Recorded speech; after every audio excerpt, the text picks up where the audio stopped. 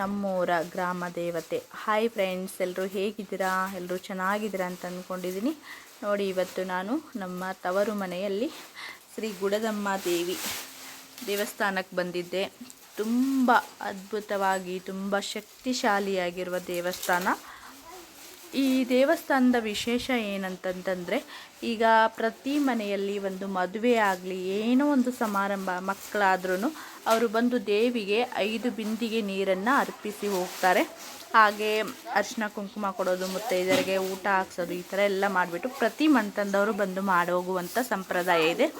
ಹಾಗೆ ದೀಪಾವಳಿಲಿ 5 ಮನೆತನಗಳು ಪ್ರತಿದಿನ ದೀಪಾವಳಿ ಆದ ಮಾರನೇ ದಿನ, ಬಲಿಪಾಡ್ಯಮಿ ಆದ ಮಾರನೇ ದಿನದಿಂದ ಪ್ರತಿಯೊಂದು 5 ಮನೆತನದವರು ದೇವಿಗೆ ಜಾತ್ರೆ ಅಂತ ಹೇಳಿ ಮಾಡ್ತಾರೆ. ಎಲ್ಲ ಹೆಣ್ಮಕ್ಳೆಲ್ಲ ಬಂದುಬಿಟ್ಟು ತುಂಬ ಚೆನ್ನಾಗಿರುತ್ತೆ. ತುಂಬ ಶಕ್ತಿಶಾಲಿಯಾಗಿರೋ ದೇವಸ್ಥಾನ.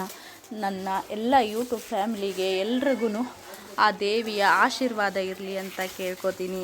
ಪೂರ್ತಿ ವಿಡಿಯೋನ ನೋಡಿ, ಇಷ್ಟ ಆದರೆ ಲೈಕ್ ಮಾಡಿ, ಶೇರ್ ಮಾಡಿ, ಕಮೆಂಟ್ ಮಾಡಿ.